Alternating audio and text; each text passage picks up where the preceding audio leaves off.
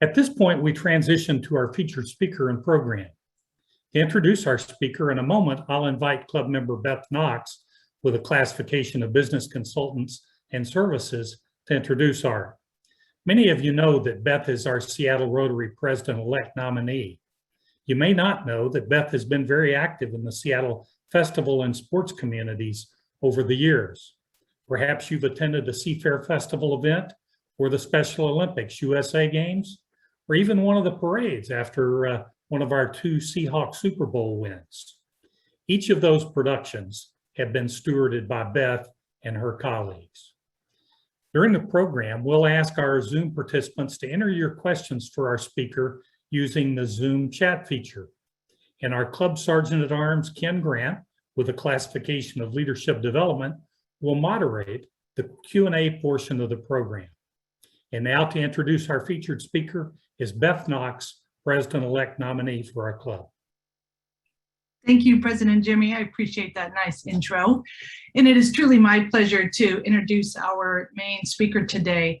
Art Thiel was a longtime sports columnist at the late Seattle Post-Intelligencer before he transitioned to the digital world, where he co-founded a sports commentary site called Sports Press Northwest. And I'm going to put the link to that in the chat here in a moment.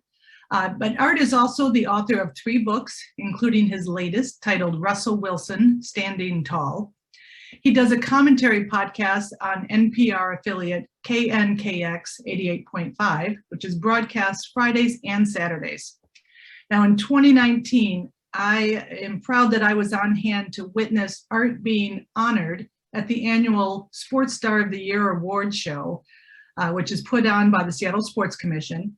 And it's where he received the Keith Jackson Award for Media Excellence and his career work communicating the sports stories of Washington State. So I know he's going to give us a great program today, and I'm looking forward to hearing his thoughts as we go forward. So Art, take it away. Well, thank you, Beth. And I just want to let everyone know that if there is going to be a ballot for most valuable person in Seattle sports, I nominate Beth Knox. Thank you, Art. Thanks, Beth. So we're going to talk a little bit about the business of college sports. And I really wished that this sort of reform that we're talking about had been done gradually. But the NCAA has resisted reform. They needed to protect the golden goose of this constrained form of economics called amateurism for more than 100 years. So this reform had a big backup, and it's all happening this summer. And it's just simply because football and men's basketball have taken such a precedence over the universities, especially the major universities. I think one of the great summary quotes about how this worked came from Groucho Marx in a 1932 movie, Horse Feathers, where he was Professor Wagstaff, president of Huxley College. And he looked at a group of his astonished fellow professors and he said, what this football team needs is a college it can be proud of. And I have always remembered that quote because it does talk about some of the misplaced priorities that have taken over big time college sports. And so what I'm going to do here is give you a little bit of background, historical background first, on how we got to this strange place called NIL. That acronym stands for Name, Image, and Likeness.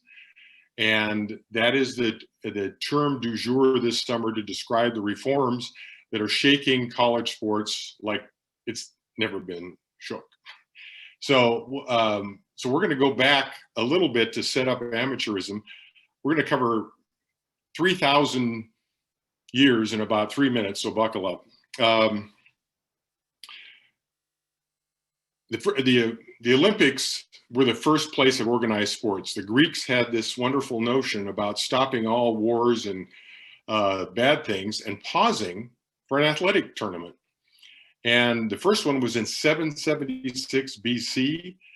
And from that point until the last one of the ancient games in 393 AD, they awarded prizes to the winners of their athletic competitions. It was standard feature for many years.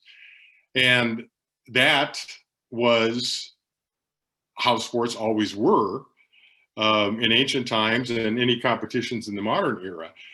Back then it was, they would award goats and oxen and land and gold and sex and all sorts of things. No medals at that time. But we advance now to England in the 19th century, where the industrial age had caused an absence of fitness among the royals and landed gentry. They began organizing sports competitions to elevate the level of fitness, especially among young people. And they awarded prize money for the winners, much like the Greeks. All of a sudden, they found their competitions invaded by the working class. Well, the royals and the elites didn't want that happening because the working class was dominating the prize money. So, in order to eliminate their participation, they ended prize money. There were no financial rewards. The elites in Britain said, we should be competing in these sports for the purity and the essence of the competition, not for filthy lucre. So that's the origination of amateurism.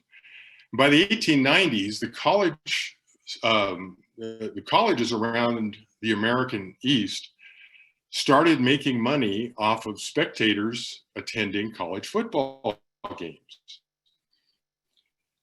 It became a huge success at the turn of the century, but it also became a dangerous operation. In 1906, 18 deaths were attributed to injuries from college football. And President Roosevelt at the time instituted a ban on certain parts of the game and reforms that protected the health of the athletes. But it didn't do anything for the business of college sports, which continued to operate under the rule of amateurism for all that time until now. The NCAA has been losing a series of court decisions that said they can't restrict the earning power or fail to compensate the athletes for the use of their names, images, and likenesses in an industry that has exploded in wealth with the TV rights money. So that those court decisions, including one in June on a case called Alston versus NCAA,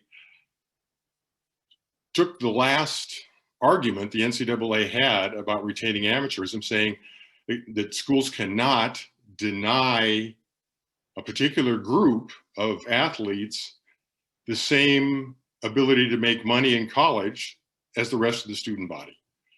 So that changed everything right there. And July 1st, it further changed. This is the reforms that have been threatened has been known to all the colleges for quite a while. Really since 2014 when they lost, the NCAA lost another Supreme Court decision. And so they've been preparing for this for a while. In fact, the University of Washington, in their budget for this fiscal year, set aside $1.75 million to deal with the advent of NIL. And it was inspired by the state legislatures around the country that realized the NCAA was not being competent, efficient, or fair in its ministering of this pending change. So California started it. Several other state legislatures followed suit, and they basically adopted measures to prevent schools from punishing or restricting college athletes' ability to earn outside money. And by outside money, I mean this is money that is not coming directly from funds in the athletic department, which typically are often are public, but this comes from outside endorsers, businesses who want to use the athletes for their promotional endorsement abilities and appearance fees. Mostly, it's a big deal on social media. Those athletes who have acquired big followings on Instagram are now in a position to be influencers and capitalize on their followings by being able to charge per visit or charge per appearance.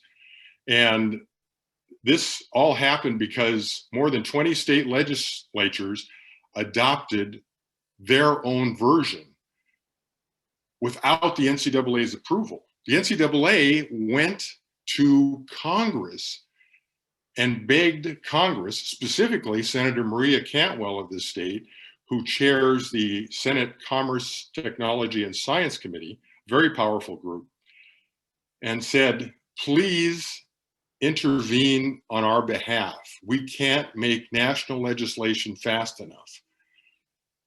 Think about that for a minute.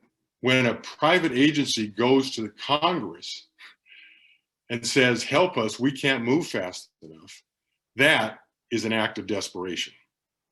Well, Congress couldn't move fast enough, and the July 1 deadline that was set by all of these state legislatures came so fast that the federal legislation failed to come to fruition. It's still in progress, but Senator Cantwell and her staff have to reconcile 8 different legislative bills that have come before the Senate in order to create this an omnibus bill that would include several other reforms in college sports, but it got to be too complicated to do by this summer. So the NCAA cobbled together a set of rules, which basically, at least in my mind, said to all the colleges, you people please play nice with each other. Well, that's never happened with college sports. It's a ruthless business because many jobs, careers, athletic department funding is dependent on getting money from television revenues, and which are increasing every year, in order to maintain salaries and scholarships and the funding for all of the sports. At the University of Washington, for example, I believe there's 23 varsity sports, all paid for by the revenues produced by the football team. And I should also mention that the University of Washington, like several other big schools, funds its athletic department by private funding. It's not part of the public exchequer. There are no tax dollars at work to fund the athletic department at the UW, but that's not true at Washington State, and there are many other colleges around the country that can't continue to fund the variety of sports without some sort of subsidy from the general fund of university budgets. So so the big fear is that the complications of NIL will only add to the problem, and that's why the University of Washington budgeted for $1.75 million to have money there to deal with things. And that money would be dedicated, as far as I can tell, and they've not been very specific about it, the administration of the distribution of this sort of complex arrangement to the athletes. They don't want athletes further exploited, so they've created compliance officers, and they've have jobs for assistants to help players organize their endorsements. Some of the players are doing fine. Many, this is the first time they've ever had access to money, and we're talking about 18, 19-year-old kids, some of them coming from impoverished environments. So this is really it's a hard thing to administer. And so the issue is that because the NCAA regulations that began July 1st were so skimpy and non-specific, it has created a wild west. in major college sports, which doesn't necessarily mean it's the worst thing in the world, because what's happened is, and again, this is just started, so we can't know outcomes and we can't see unintended consequences quite yet.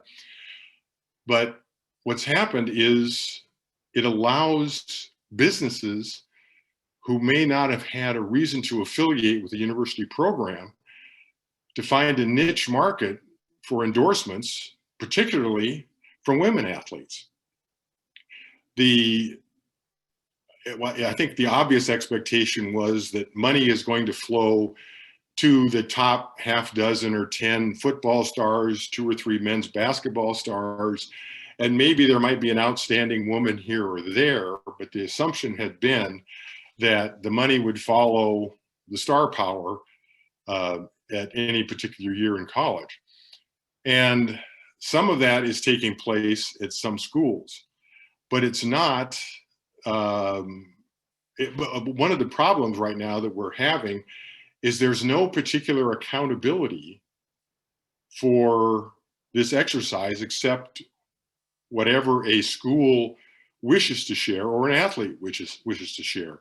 So we don't know exactly what's going on, because this is not a budget item. This is not anything that's necessarily publicly disclosed. So we have no idea about the impact on this, but the biggest apprehension in college sports right now is that these endorsements, social influence campaigns, will be a recruiting device. They're going, the schools that can manipulate the system as it is and manipulate it either inside the rules or outside of the rules, are going to be able to draw players away from their current schools, and also perhaps corner the market, depending on circumstances, for certain players in certain sports that will create a huge competitive imbalance. That's the big fear. And all the schools, even though they knew this was coming, are going to have mixed results in terms of execution. I can't tell you right now what's going on at the University of Washington regarding this, but I have talked to a couple of people who have indirect knowledge, and they're telling me that there isn't a lot happening at the UW right now, and that could have changed by this morning. But right now, it hasn't manifested in too much action. One person speculated to me that it might just be because the big city sponsors and advertisers are unsure of bang for buck. How will this pay off? There has been one noteworthy development in Pullman at Washington State, and I thought this was a fairly clever idea. There was a player, Max Borghi, a running back who is an all Pac-10, all Pac-12 caliber player, who's going to, he's going to be an obvious target for a lot of people for his money. And what he's promised publicly is he's going to give all the proceeds for what he receives personally to his offensive linemen who are blocking for him and making him a top player. I kind of like that idea. Obviously, Borghi comes from a family of means, that he isn't desperate to stay in school by scraping together dollars just to exist. So that's one way to do it. But another way to do it was done last week by Brigham Young University in Provo, Utah, and it sort of blew the doors off the entire expectations around college football nationally. And what they did, there was a company, I believe in Salt Lake City, called Built Bar. It's a protein and energy products company. And they agreed to fund the football team in a way by promising full ride scholarships to all the walk-on athletes. 36 walk-on athletes on the football team got full ride scholarships. And among those players who are on scholarship, 85, the maximum number in the NCAA rulebook, they will get some form of endorsement contracts. So there's been a tremendous amount of attention given to this. In fact, there's a YouTube video on this subject where the owner of the company made a presentation to the BYU athletic department, and it's got 3 million views on YouTube. This is really a big deal. But what's happened, and everybody around it said, well, no, this is not a recruiting advantage. We're not trying to buy players or, pay for play and all of that. Well, yes, they are. This is a great recruiting tool for BYU. And there is, as far as anyone can tell, there is no legal or ethical prohibition against what was done here. And that happened, obviously, in a small college town, Provo. And so it kind of shot down the notion that this was going to benefit the big city schools. I do really believe that, for example, all the schools in the big cities like Los Angeles are going to be able to exploit this with, paying players to appear as extras in movies, or maybe get a speaking line, or do something in the film industry that's, worthy of pay. So they're going to have a huge advantage, I would think. And then there's, I think other advantages would accrue here in Washington eventually by getting paid internships for athletes at Microsoft, Google, Facebook, any of the tech companies who are looking to engage with the university in original ways and get kudos for giving young athletes a leg up with the paid internships. And then, as I said before, the opportunity for women athletes is here, because there will be a number of products and social media outlets that appeal to women that will finally have access to women's sports, that will have a direct one-to-one connection and elevate the product, and also elevate the all the women athletes' lifestyles, and being able to pay for things. I've had a number of experiences covering college sports over the years where the athletes, and again, it's been better in the last few years since they've been able to get the entire cost of attendance paid. But historically, these kids who come to school are broke all the time. And I know all of you are saying, well, hey, I was broke in college, but you probably didn't have, in the football team, a job that also was a 40-hour-a-week or plus job that left you with headaches, body aches, and all kinds of injuries during your season. So I think the upshot is for a greater distribution of money, outside money, to a lot of athletes, which I think is a net positive. I do think it's going to be extremely disruptive to all of college sports, and there are going to be some schools that are going to have to quit playing football. They are going to be unable to afford, because they're not going to get the NIL money that other schools. They're not going to be able to afford to sustain football. These are smaller schools with smaller budgets. And I think what we're going to see is a radical realignment of college sports, and particularly in football, where they're probably going to end the NCAA's control over the game. I mean, other than taking the tape measure out and making sure the football fields are 100 yards long and the basketball hoops are 10 feet high, that's going to be for the NCAA's control, and it's going to go to the conferences. And the conferences are in a real weird position right now, because they are the de facto leaders of the college football industry, not the NCAA. And those of you who may follow developments this summer may have seen that two members of the one of the Power Five conferences, Oklahoma and Texas, bolted the Big 8 conference for the Southeastern Conference.